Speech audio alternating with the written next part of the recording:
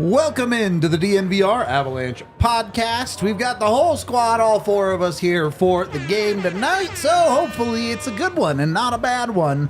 Avs taking on the Winnipeg Jets. Start here. Ivan Prosvetov getting the start again. Like it, dislike it, and why? I like it. I think that we haven't seen much of what Prosvetov is, and what little we've seen has been enough to want to see more. And I think that Georgiev is in a little bit of a mental funk, and I hope that this is the type of thing that would get him up for the San Jose game tomorrow, because they're going to need him to be really fresh and ready, and that's a game that they're hoping is going to be easy for them to take a win from, but they shouldn't underestimate the Sharks either. And so giving Prosvetov this start, I think, is also a great bit of confidence for him. He's been playing very well for them in important moments and giving them a chance to win. I'm excited to see what he can do for them tonight. Yeah, I mean, you ride the hot hand, right? Like, he was good the other day. When you make 30 of 31 saves. Yeah. He's been good more often than not, and as Megan mentioned, Georgiev just hadn't been great. So, and if he goes into Winnipeg and steals a game for you, it sets up wonderfully for the back-to-back, because Georgiev against San Jose tomorrow, you should feel pretty good about that. I also wonder how much of it is just a confidence builder for Georgiev to play against the Sharks and not the Jets again. It's a tough game. Hey, let's get him in there against those guys. Like a bit of an easy one. Yeah, like it's the NHL, of course, but also like the Jets are good and the Sharks are the Sharks. Yep. They might have won a handful of games since that god awful start, but they're still not great.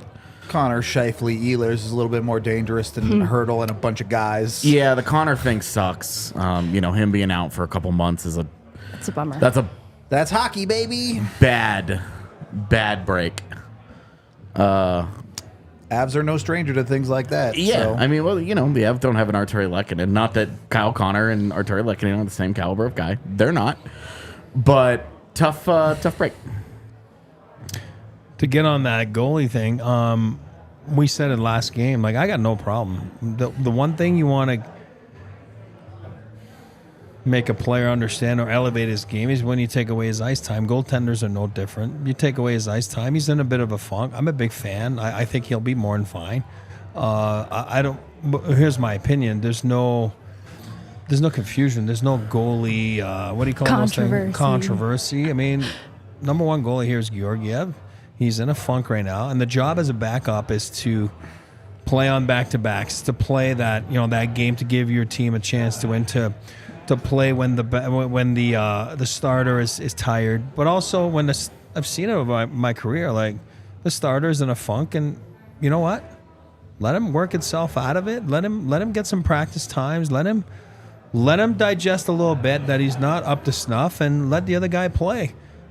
He's deserved it. Do I think he's the number one in the NHL? No. Has he played well? Yes. For the small sample, he's done the job, right? Numbers say that he's done the job. So yeah.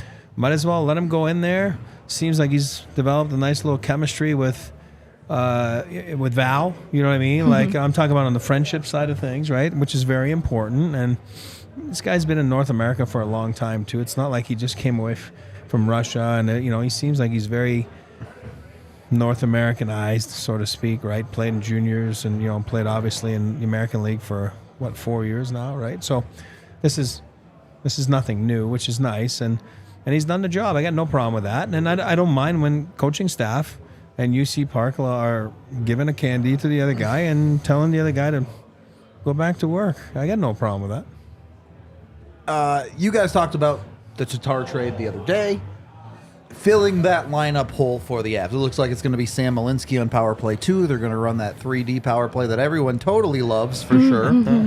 But in the actual lineup itself, what are the expectations? How does this shape up for Colorado? Is Tatar replaced because you just play Ben Myers a little bit more? Is Tatar replaced by spreading that love around to guys like Druin and Ryjo? How are they going to do it? Magic? They're just going to have to make a decision somewhere. Fair enough. So, if they want to split up that top line and try to disperse that talent between their top two lines. Which they've done before, right? Yeah. They can do that for right now. Making the trade when you get to Winnipeg, the team is in Winnipeg already, doesn't give you a lot of options. Can't bring the extra body. Yeah, I mean, I can tell you from experience, there aren't a lot of flights in and out that you can get to pretty quickly. Yeah. So, I would say that it really just depends on what decision that they want to make with it, because if they decide to keep the lines that have worked together, then you just drop a guy in there. You drop a Ben Myers, you drop a Kivi Ranta in there, and you just live with it. That's just where you are with it, right? Sure. If you want to split up that top line and you want to disperse the talent a little bit, it could be one of those games where the lineup looks like utter chaos to start. Mikko on a third line and whatever. Yeah, you just don't really know what it's going to look like, and then by the 10 minutes into the first period, yes. You're 10 minutes in the first period, and you're right back to where you were, and you're just like, well, we're just not going to play that line. Sorry, guys. This guy's on the fourth line, and he paid 24 minutes. Yeah, go ahead. I think they're going to do some spot shifting and have guys on that second line interchangeably. Right now, the projected lineup, I think, has Kivi Ranta there. And honestly, last Jets game, that was from MacKinnon, the goal, right? If I'm remembering that correctly. So I'm not sure that I live and die by Kivi Ranta being even for 4 to 5 weeks solution as a second line winger, but I think they're going to play around with it. I think we could see Ben Myers get some shifts up there as well, and I imagine between Val and Drouin, there's going to be some mixing between the top six in general. I think there's more to it, and we talked about that yesterday. So there's a big old TBD slapped on that roster spot. Yeah, there you go. And I think we all agree with that. We talked about it yesterday. Yeah. Usually to make a move, you have to do another move before, and then I think there's a follow-up move coming up on this one. I wouldn't be shocked at all. Whatever that is, we talked about it yesterday. We don't know what it is. But does it always work out that way like we talked about? No. So sometimes you look back and you're like, why did they do that? Well, there was a reason why they did it. They had to clear up space, and so things aren't that easy. It's not like on Xbox, right? When you make trades, and Xbox is really add easy. Another fifth. Yeah, and here it's not that easy. So you need a dance partner. You need so many things, and even when trades happen, there's so many factors, and then they're so dumb. They could have done that. You know what I mean? Oh my god, yeah.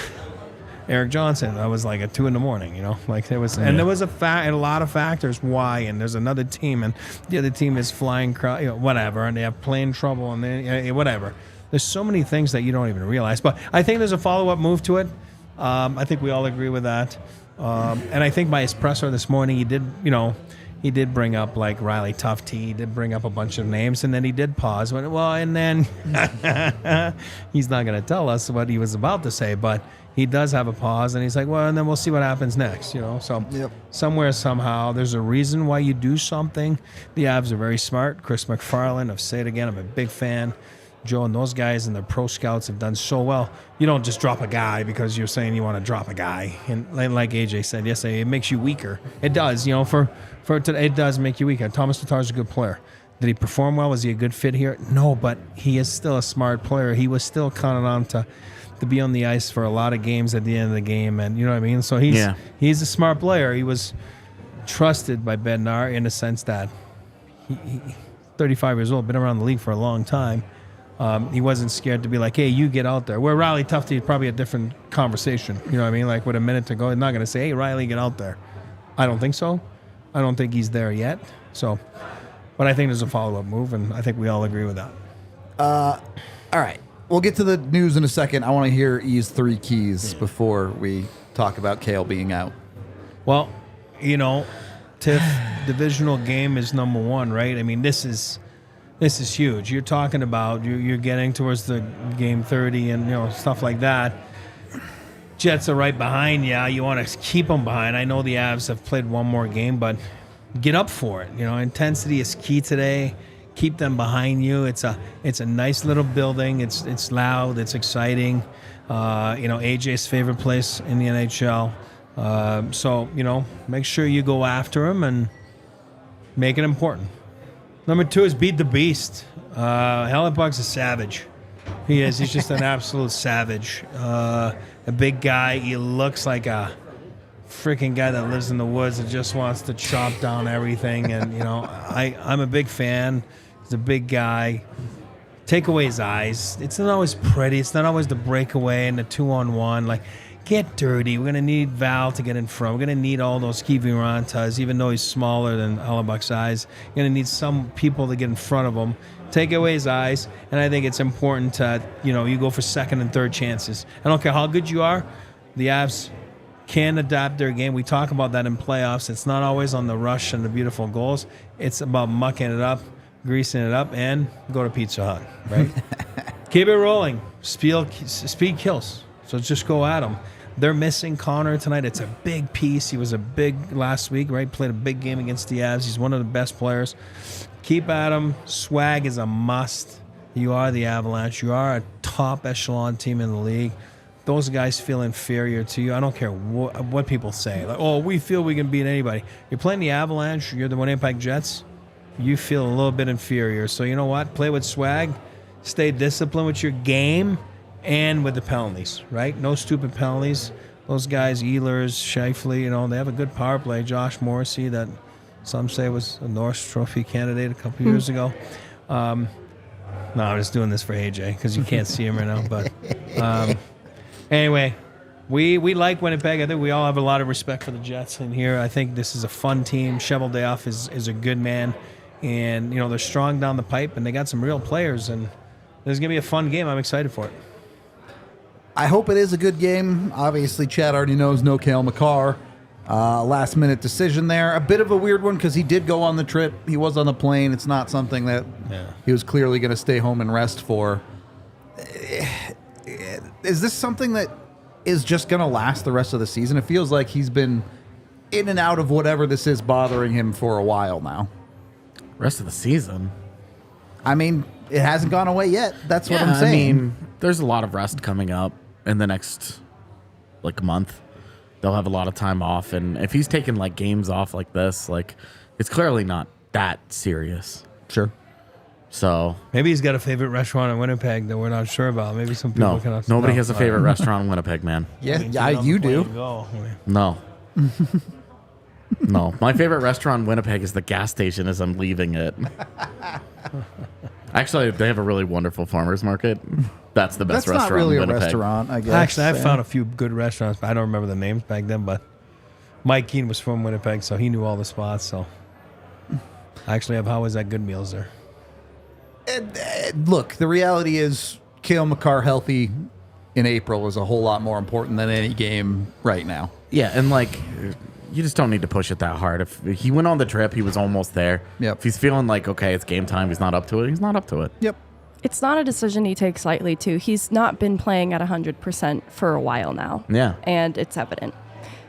So for him to make that decision, I have a lot of trust in his judgment on that matter. And I think it's important, if he is considering going for tomorrow, that he's going to be a pretty well-rested player, and that just increases their odds for tomorrow. True. Between Manson and Makar, we knew going into this that there was a chance between those players they might not be in all of these games.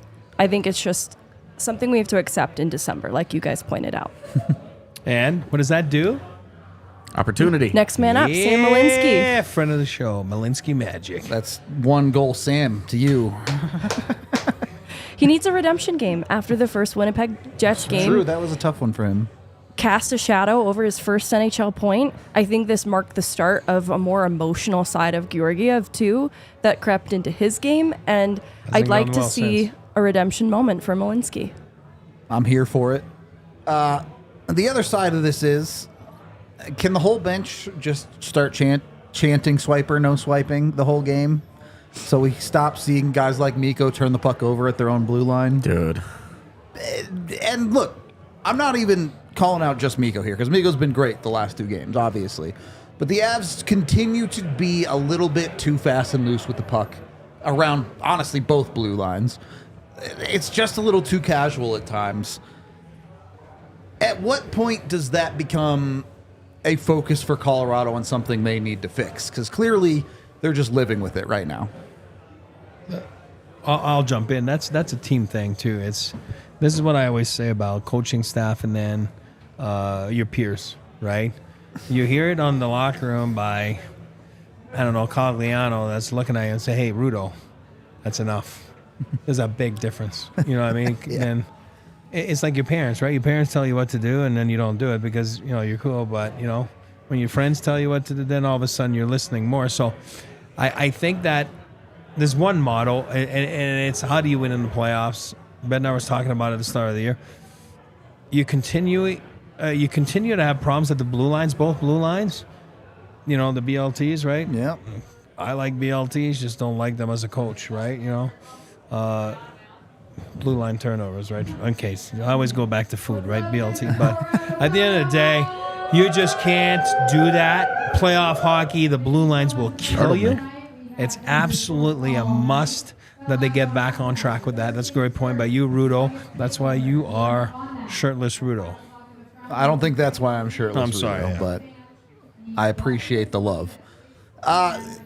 Going into a night like tonight, you feel pretty good about the MacKinnons and the Rantanens right now. When you look at the rest of this lineup, when you look at the opportunity given by a No Makar, by a No Tatar, is there someone you'd like to see specifically step up and fill those roles, or is it a by committee type thing? I'm just gonna let this end. She's popping off down there. Yeah. For real. I think it's by committee. Like I tweeted out after the last game, your second line, your Duran, Johansson, Tatar has given you a point in 3 straight games. Yep. Like, is that overwhelming and awesome? No. Is it good enough? But you're looking for secondary scoring, and your third-ish line, we call it the third line. At this point, it's a de facto second line. Yep.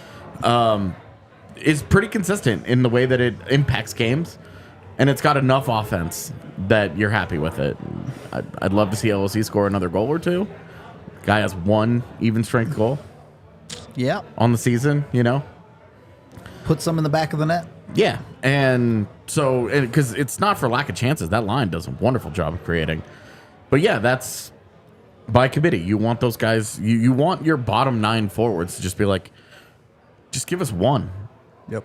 With no Makar, it may be like maybe give us 2. 1.5. Yeah, and then your top line, you'd love ideally you get a 5v5 goal and a power play goal out of them. Yep. And that gets you to 3. You get to 3, you should win in the NHL. I think there's a back end contribution you can include in there from somebody. Taves, Byram, Malinsky. You already had the Malinsky redemption game out there for it, which fair enough. But I think it's a key to this game because I think that it's been a part of the winning games formula for them so far is having at least one back end contribution. Definitely true. You're not replacing Makar. We just said it at committee. But here's my hope tonight. And this is how you become that player, that guy. For me, I want Bo Byron to be the first star of the game tonight. I do. I really do. I want him to be the best player on the ice tonight. And if he does that, I'm not saying that it's only on him. It's a team game. But I'm saying if Bo Byron is the best player on the ice tonight, the Avalanche are winning this game. I think that's probably true. It's with someone like Byram, it is hey, that guy has it in the tank. You'd like to see it a little bit more often from someone like him, as opposed to someone like Malinsky. You're like, let's find out how high that ceiling really is. Let's see how good Sam Malinsky can actually be. But I'm going to jump in the Malinsky thing because we all love him. But the biggest thing, and I've been there and I've seen it, is this word I'm going to say here. It's a very complex word. It's consistency. It's hard. It's hard to attain that, right?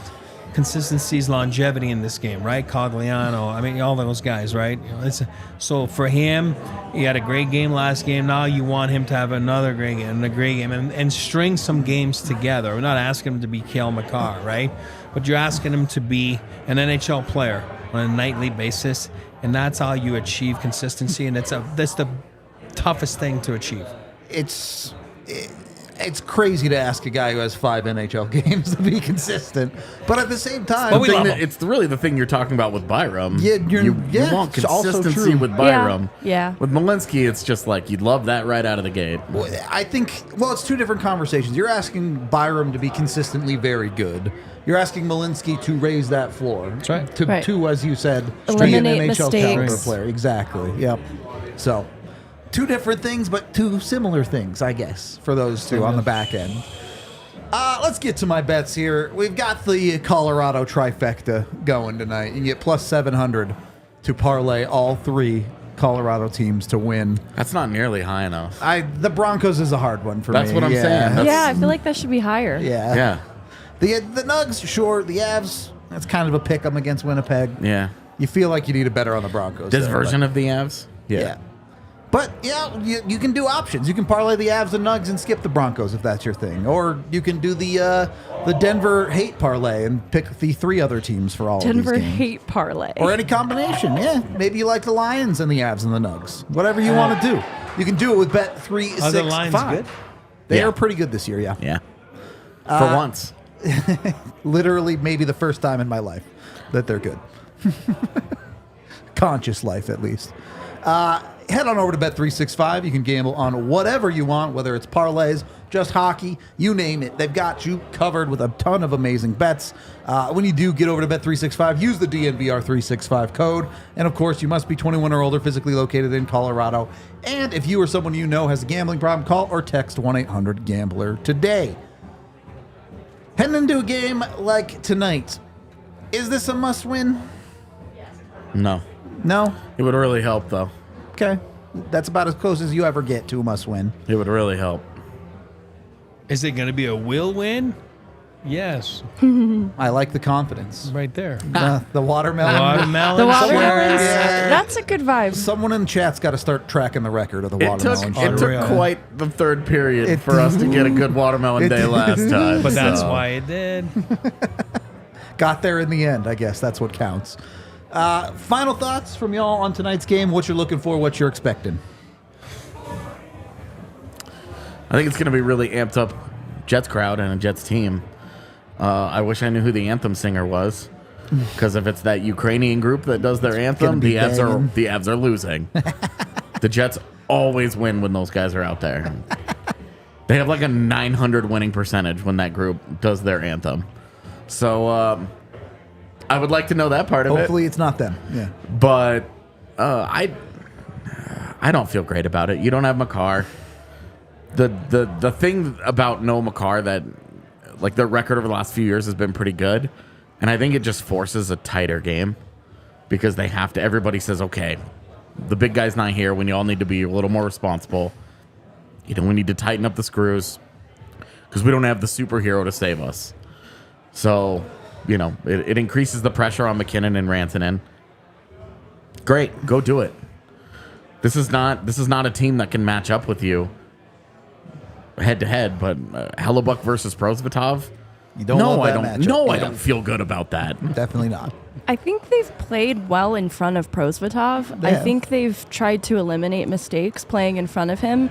And I hope some combination of not having Makar and the way that they like to play in front of Prosvetov is what gives them a little bit of an edge tonight. And I also hope that they are unhappy with the result of the first game against the Jets. It was a little bit embarrassing. The quality of chances they created just weren't Avs hockey. And they didn't use their speed to their advantage to get dangerous off the rush. And that's Avalanche hockey, and they just need to get back to the basics of what they are, who they are, and not try to overcomplicate things. And I still have a good feeling about the game if they can do those things. It is a fact. It is a true fact. You do play differently with who's in net. I don't think on purpose, but I think that your subconscious takes over, and it's just a natural human nature type of deal. And I expect a dogfight tonight. I think we're going to get a dogfight, and I think it's going to be awesome hockey. I think this does wrap back around to my swiper, no swiping point a little bit here. God.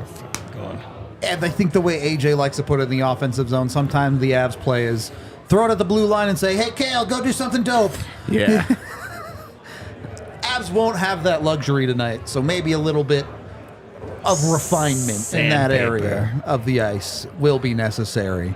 That is going to do it for our pregame show. We appreciate all y'all hanging out with us. No watch along. Obviously, lots of sports going on in Colorado today. I think the Broncos pregame is the next thing up. So that will be there. But we will have you fully covered for postgame. Whatever happens in this one, we'll break it all down for you. Hopefully, it's a good one. Maybe we'll be talking about the Ukrainian anthem singers the whole postgame also. Who knows? Could They've go got the either way. magic. We appreciate all y'all hanging out with us, and we will talk to you after the game. We all silly like the mayor.